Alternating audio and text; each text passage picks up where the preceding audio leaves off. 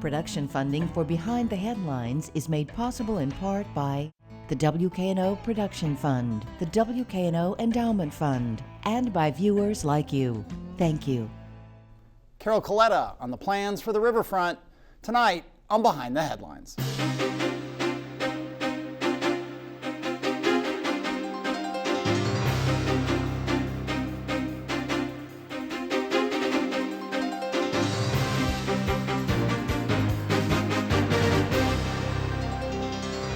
I'm Eric Barnes with the Daily Memphian. Thanks for joining us.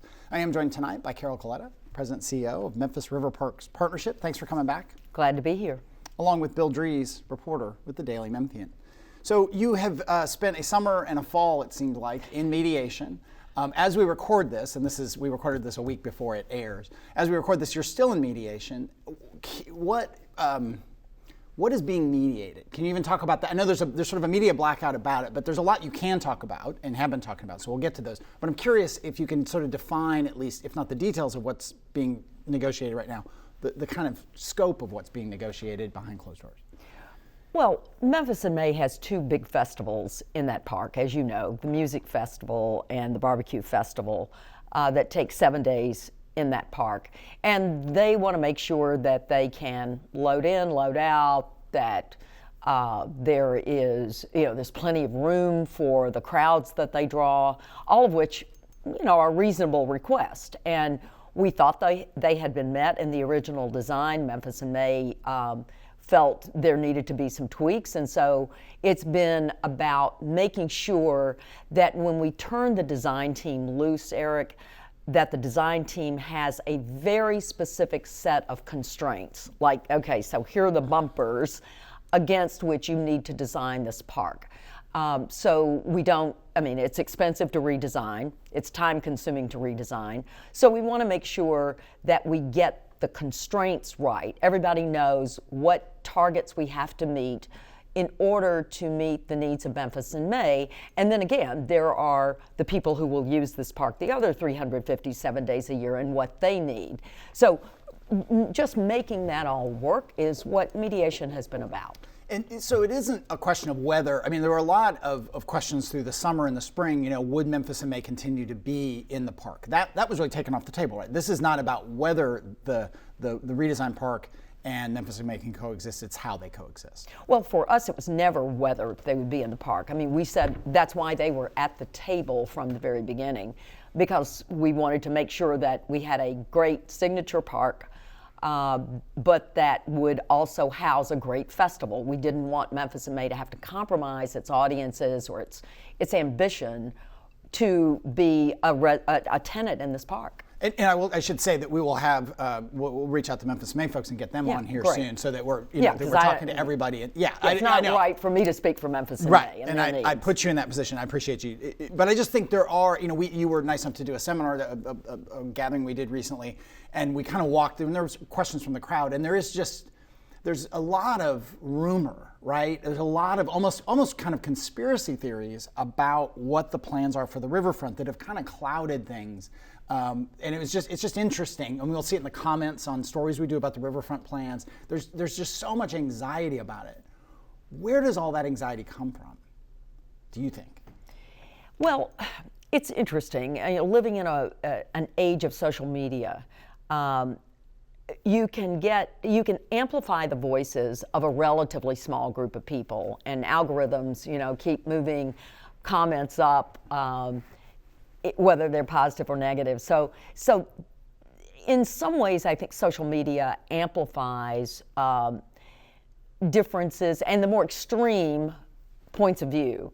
The juicier the gossip, or the juicier the mythology, I think the more it gets circulated. So it's been interesting for me thinking about how do you effectively communicate on a civic issue in a moment where social media is so dominant. I think it comes from the same sort of anxiety that said Millennium Park would never work, that said the Chicago riverfront would never work, that opposes the Detroit riverfront. these kinds of, the Reedy Falls Park in the center of Greenville, South Carolina, which has been this amazing hit, the longtime mayor of Greenville says, I never had 51% of the people supporting this park until the day after it opened. That's the way it very much felt with Millennium Park in Chicago, which I mean is beloved worldwide. But Mayor Daley took so much grief from the Chicago Tribune about that park. So I think these things, these civic things, are just naturally, I mean, after all, we own, citizens own the property. It's not like it's a private development. So the public should weigh in. It's just a little frustrating to get the truth as we view it out. Let me get Bill in here. So what does the timeline look like in general for Tomley Park? It's a little hard to say, Bill, because we don't know when we will get design restarted. And we've got some design shifts to make, and no one wants a compromised version of what we showed in February. So we need to say, does it make sense to start with that design that you see in the model, or should we make some more significant shifts in the design? Nonetheless, because our teams haven't been working since February, our design teams, they're all off on other projects, right? You can't keep them sitting in an office, paying them waiting to start a project.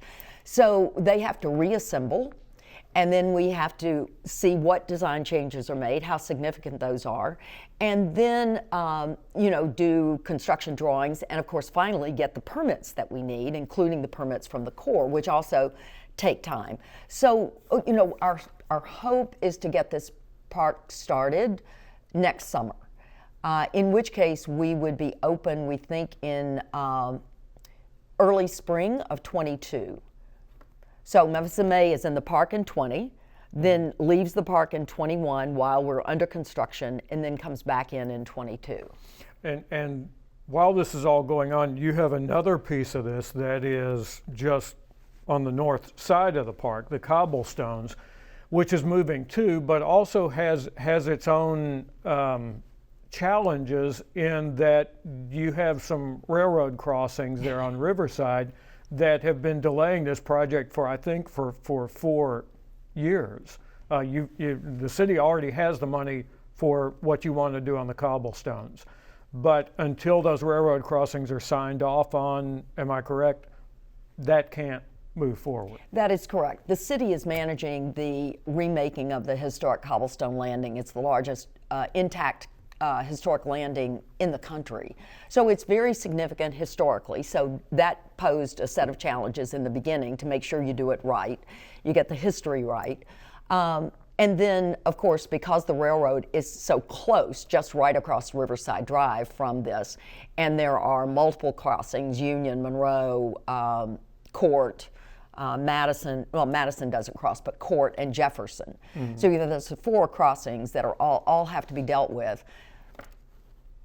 And the railroad has to approve, its crossings. The city and the railroad have to coordinate closely. So yes, it has taken time, and we likely have to go through 2 cycles of the river being down, being low at low stage, in order to get the cobblestone project done. Because this is going to have access on the edge of the harbor for people, correct? Yes, and so every cobblestone, is removed, and infrastructure is put underneath, which is great, because right now, you have all those ugly poles providing electricity, and so those go underground, which is really going to be quite beautiful and quite significant. Well, we talked about, you kind of alluded to this, the controversy about these parks, and it's partly because I guess it's public land, right? It's just everyone has it, the city owns it. That means that the people own it. Let's walk through some of the criticisms, separate from, stay away from the Memphis in May and all those questions. Some of the criticisms or concerns or questions about the plan. One is $60 million, which I think is about the number that's been talked about going into Tomley Park. It just seems like a lot more. Where is that $60 million going? So why is it so expensive? Yeah, well, let me speak to it a different way. It's a 31-acre park, so that's less than $2 million an acre. If you look at Nashville, Cincinnati, Louisville, Tulsa, every one of those places that have redone their riverfronts or their waterfronts, they spent considerably more. I mean, sometimes 3 and 4 times more than what we're talking about spending here. So I think that while $60 million sounds like a lot of money, you look at it per acre and compare it to other signature parks, it's not. It's actually quite a bargain. And I think for some people, it's like, well, wait, we're just planting some trees and making some berms and putting in some walkways. So what is coming with that $60 million? I mean, is there more of a built infrastructure? It must be much more of a built infrastructure than it is there now. There's more built infrastructure, but I mean, by no means do we want to have a riverfront park full of objects and buildings. I mean, that I think would be a terrible mistake. We have Beale Landing. We're going to make some changes and improvements to that to allow it to function better, more specifically as an event center. We'll have a sports pavilion that can also be used as an event space in the park. But the nice thing about that is it's open air, so there's nothing blocking your view of the river, and it'll be this really beautiful, delicate, lightweight structure. Don't think typical park pavilion, sports pavilion, not so. This is going to be a gorgeous place. There is, there are restrooms and equipment facilities. We've got this fantastic classroom, science-oriented classroom and play space at the park. So it all adds up. And keep in mind, I mean, new lighting, new utilities. You've got to build on top of the land. You've got to do it really carefully. So Are there drainage issues? I mean, is that a big thing that look at the park today. Yeah. Drainage issues are major. Yeah. And then the core, a number of questions. So then you get that, are there stages as well? Let me just. No stages. No stages. Okay. No. And the reason you don't want to do a stage is because the stage is empty most of the time. Okay. So you walk by a stage and it's like reminds you nothing's happening. I remember that in a rendering, or was that a rendering of a stage being in there for Memphis in May? Maybe yes, that's what I exactly. saw. And that's helpful. Other festivals. Then, so what about maintenance? That's another one that people bring up, that the maintenance cost when you go from a park that's fairly plain and thus are ostensibly fairly simple to maintain, and it still takes a lot, and so on. How much is it going to cost to maintain this new and improved and more expensive facility? Well, we can't tell you right now because we don't have a design. Okay. All right. So, but we know that the maintenance, and some things will actually be cheaper. I mean, if we get more drainage, if we build in certain things, it will be cheaper to maintain. Certain aspects of it will be cheaper to maintain. We plan to use natural landscaping. We're learning how to do that in River Garden, the park just north of the cobblestones, the small one. So we think there will be trade-offs. My point, though, is before we build it, we will have a very good idea of what the maintenance costs are. And who will cover that? I mean, is the city going to do that? Because Memphis River Parks Partnership is a separate entity that gets a fair amount of city funding. I'm sure you would say not enough city funding, but a fair amount of city funding. Who will be responsible for maintenance? We will be responsible for maintenance, just like we're responsible for maintenance of 250 acres of riverfront every day. Yeah. And the critics who got pretty fired up in the summer, who said, hey, you've got weeds and lawns that weren't mowed, and there was kind of a little outburst in the summer. Was that fair criticism? I mean, had you guys gotten behind on maintenance? That's a great question. In some places, yes, and the reason is we had a contractor who had a small contractor who had sort of major equipment failures. We were able to end that contract and get 2 other excellent contractors. And so during the growing season, we're on a 7-day schedule. I think everybody noticed the difference. And let me just say, so absolutely some of those criticisms were justified. Some of that criticism was really just another way to come at the partnership, I think, in order to weaken the partnership, in order to make sure the park was not built. But I do think the grass cutting was definitely behind, and again, and we managed to catch up. I need to go to Bill, but that 250 includes not just Tom Lee, it includes River Garden, it includes Riverside Park, it includes MLK, right? It does not include MLK. Not MLK. It Everything includes but MLK. Greenbelt all the way down to Big River Crossing. Okay, Bill. And River Garden. I'm sorry. It actually includes, I'm sorry, it includes beyond River Garden, beyond BRX, it goes to Chickasaw Heritage Park, which is actually quite big. Yeah. All right. And River Garden at Mississippi River Park just marked 1 year in business with the new design. And you've said all along that is kind of a testing ground for some of the things to come in Tom Lee Park. But what people may not be thinking about is you want to link that to what's going on up the bluff in Memphis Park, formerly Confederate Park, where now you have work underway on some quick fixes there? Yeah. When the statue was removed from Confederate Park, now Memphis Park, the base of the statue was left, the lights still shine, the lights were still aimed at a non-existent statue. There were kind of these other random things and pallets in the park. Seating was old, decrepit. Even the walkways through the park didn't make a lot of sense.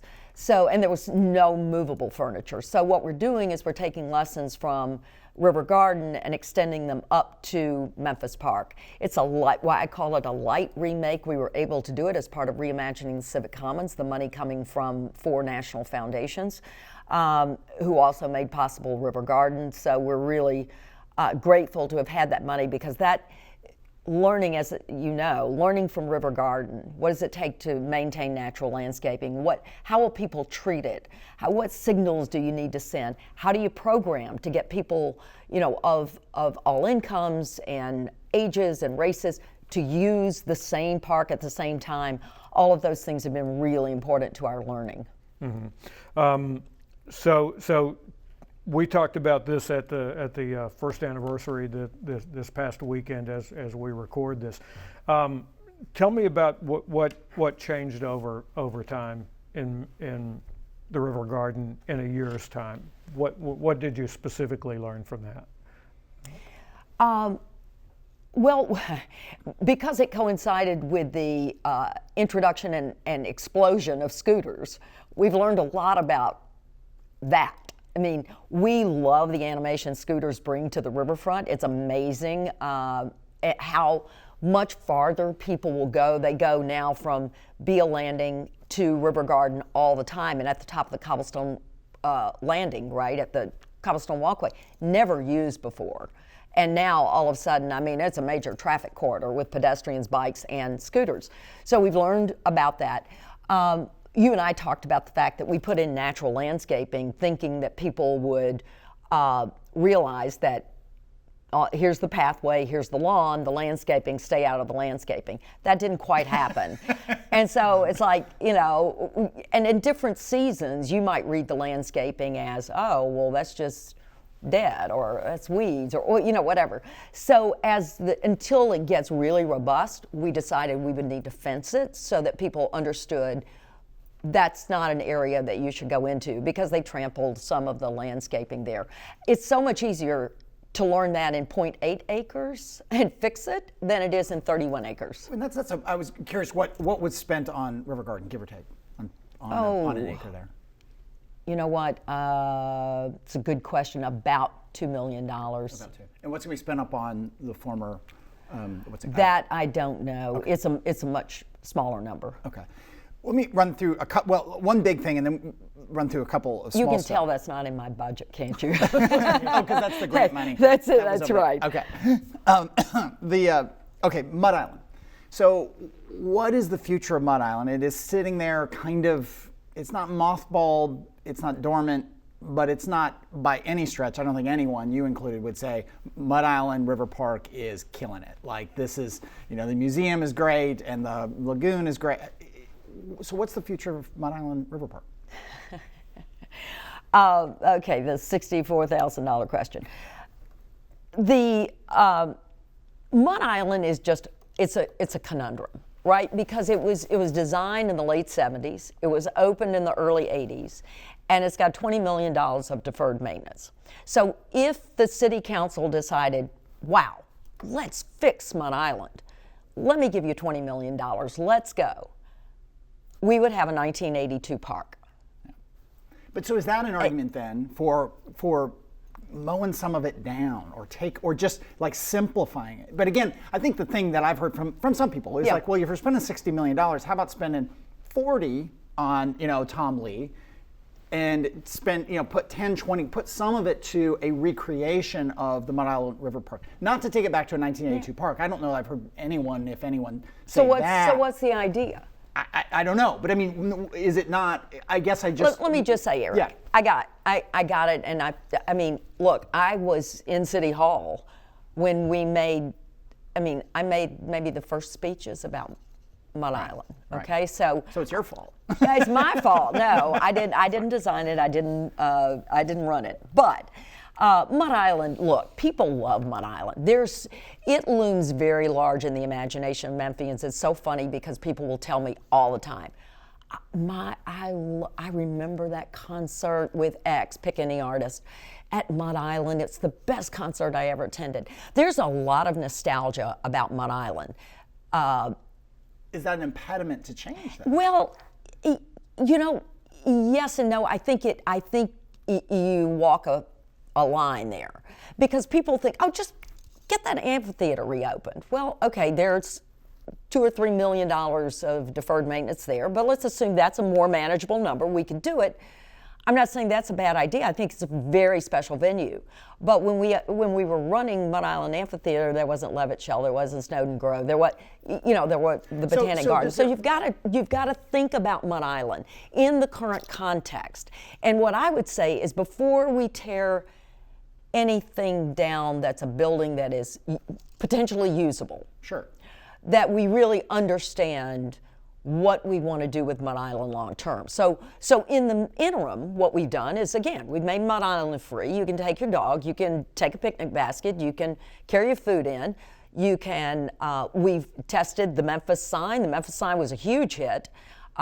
Scooters, runners love Mud Island, as a place that no cars. So when will, just with a couple minutes left, when will a more formal long-term planning process for Mud Island start? We have begun to think about that now, and so it's very much on our minds. I mean, people don't hear about it because we have nothing necessary to say. And there's no plan right now, and again, just because we have a couple minutes, are there active plans for an aquarium to go out there? Not to my knowledge. A freshwater institute was talked about? I think there's still interest by the University of Memphis, and certainly we are interested in what might come from that idea. Okay, Bill. And you also saw on the south end of Mud Island a lot of people coming over this summer with their swimming gear on to swim in the Gulf of Mexico, despite signs saying don't do that. Right. So you're reviewing that. We are, and who wants to tell a family of 4 you can't go swimming for free in this big pool on a really hot day? I don't, but it's not suitable for swimming. Mm-hmm. So we have to find people, but people wanted to be there. That was the good news, right? They would walk to Mud Island with their gear, their bathing gear, and they wanted to be there. So can we provide a safe way for people to enjoy cool water on a hot day on Mud Island? Maybe so, in a pop-up situation. So that's what we're looking at right now. And just with a big one that was not clear, and I think I know the answer, but people ask about Riverside Drive. Is it going to go from 4 lanes to 2 lanes? I think the mayor came out and said it's not. It's going to stay 4 lanes. But will there be, what's the term, traffic calming? Will there be an effort to slow down the traffic coming down Riverside? Well, I hope so, and I think the city engineer is a proponent of that because we're all looking at safety, right? Pedestrian safety in Memphis is not good, and this is a place where today clearly the Riverside Drive is an impediment to people getting to the riverfront. And when you've got an asset like the riverfront, you want to make the most of it. And so the most of it is being able to get across that street in a comfortable, safe way. And so I think we're all aligned around that, including the mayor. We just have to figure out how to do it. And the people who, and this is a comment I'll see on our site and I'll see out on social media, or I think we had somebody write a guest column that talk about, look, the plans, their favorite thing is to drive down Riverside and look out at the river. And they're afraid that all this built environment within Tom Lee Park and changes to Riverside Drive will inhibit the driving experience of the river. I was trying to see how soon you would laugh, because I knew you well enough to know that. But let me say, they're right. Coming from the south end, and that first time you see the Mississippi River spread out in front of you, I mean, who wants to compromise that view? So I think that, but again, there's a balance of interest here. We want people to see that view and love it and be as awed by it as we are, but we also want people to really be in the park, because if all you see is a flat expanse of land and no one there, you think, well, where are the people? What kind of city is this? So I think we can do both. All right. Thank you very much for being here. I appreciate it. Thank you, Thank you, Bill. And thank you for joining us. Join us again next week.